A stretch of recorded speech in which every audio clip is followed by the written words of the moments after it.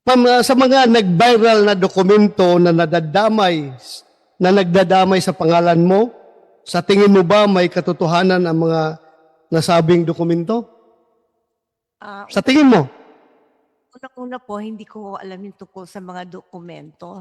Nalaman ko na lang yan nung pinakita sa akin. Dahil hindi po ako nagbabasa ng Okay. mga ganyan. Wala po akong alam. Wala. Opo. Thank you po. Next question po, ma'am. May property ka ba sa Rockwell? Ikaw ba ang nagmamay-ari ng Unit 46-C Rizal Tower Building located at Rockwell, Barangay Poblacion, Makati City? Opo. Sa'yo yon, Opo. yung 46-C. Hanggang 2012 po, nabenta ko na ho yun. Wala na ako doon. 2012. Anong month yun nabinta? Hindi ho ako sigurado sa month, pero yung year na alala ko. So, your pre-ops is 2012, 12, Your Honor. 2012. Yes, Your Honor. 2012. 2012. So, bininta mo na after 2012. Pinenta ko po siya nung 2012. Yun lang po ang naalala ko. Okay.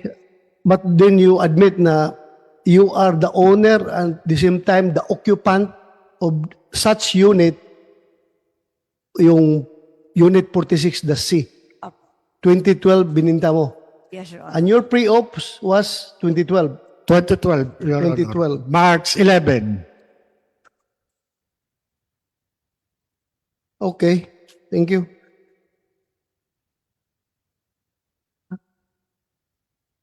Ma'am, pwede bang makahingi ka ng kopya ng deed of sale nung unit na bininta mo?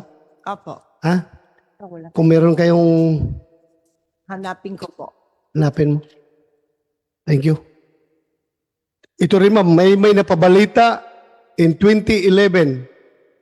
Two former household workers who lodged a complaint of serious physical injury against Maricel Soriano stated that they decided to flee from the actress condominium unit also because of her alleged cocaine use. Ano po masasabi mo dito sa balita na ito? Hindi po totoo yan. Hindi totoo. Hindi po. Thank you. I just want to get your answer para to set the record straight. Yes po. So hindi totoo yon. Hindi po. Pero totoo na meron kayong dalawang katulong sa bahay na dalawa na umalis. Opo, kasi ninakawan po nila ako.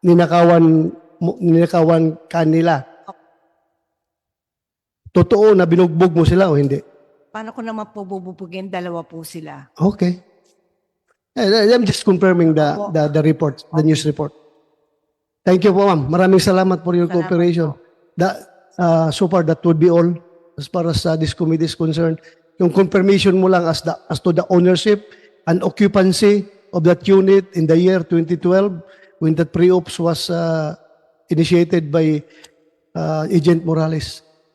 Ma'am, maraming salamat sa pag-attend mo dito. Thank you very much. Kahit na hindi mukhang wala ka sa magandang kondisyon, you tried to be here. Maraming salamat. Maraming salamat po, Mr. Chair. Ma'am, pwede ka nang magpahinga. Chair, meron lang siyang gustong basahin. You want to, yeah, go ahead. Opo, pwede daw niyang Yes. basahin lang yung Pero, gustong basahin niya. Opo. basahin. Please, pakibasa. Ito. Magandang umaga po sa mga kagalang-galang ng mga senador at sa lahat po ng nandito ngayong araw. Ako po ay nakatanggap ng imbitasyon galing po kay Senador Bato de la Rosa para magbigay ng komento tungkol sa issue na pinag-uusapan dito sa hearing. Unang-unang humingi po ako ng paumanhin dahil hindi po ako sanay sa mga ganito. Alam niyo po, first time ko na po talaga na makatanggap ng imbitasyon na humarap sa Senado. Nakakakabahat, nakakatakot. Sa totoo lang po, hindi malinaw sa akin kung bakit po ako naimbitahan sa hearing. Nagtataka lang po ako dahil lahat po ng tumestigo dito ay nagsabing na-verify ang impormasyon, hindi na-verify ang impormasyon ni Mr. Morales at walang investigasyon na naganap. Pasensya na po kung nalilito po talaga ako dito. Gayunpaman, mataas po ang respeto ko sa Senado at sa mga kagalang-galang ng mga senador na nandito ngayon, lalo na po si Chairman Senator De La Rosa. Sa abot po ng aking makakaya, tutulong ako na sagutin ang inyong mga katanungan. Pero sir, nakikiusap lang po ako sa inyo po. Kung ang usapin ay tungkol po sa mga bagay na may legal na implikasyon po, sana po ay pagbigyan niyo po ang aking abogado na sumagot para sa akin. Hindi man po ako abogado, sir. At sa usapang legal, mas nararapat po yata na ang abogado ko na lang po ang sumagot at magpaliwanag. Kung magkaroon man ho ng legal question, pinapahintulutan ko pong magsalita para sa akin si Attorney Agnes Maranan. Maraming salamat po, sir. Thank you, ma'am. Hindi na mangyari yan dahil sinagot mo na ako kanina eh. Thank you for answering my questions. Salamat talaga. You are answering the questions with all honesty. Thank you very much. Thank you po, sir. Ma'am, pwede ka na siguro magpahinga kasi Salamat kanina ka po. patis na tins dyan. Salamat Pahinga ka po, muna. sir.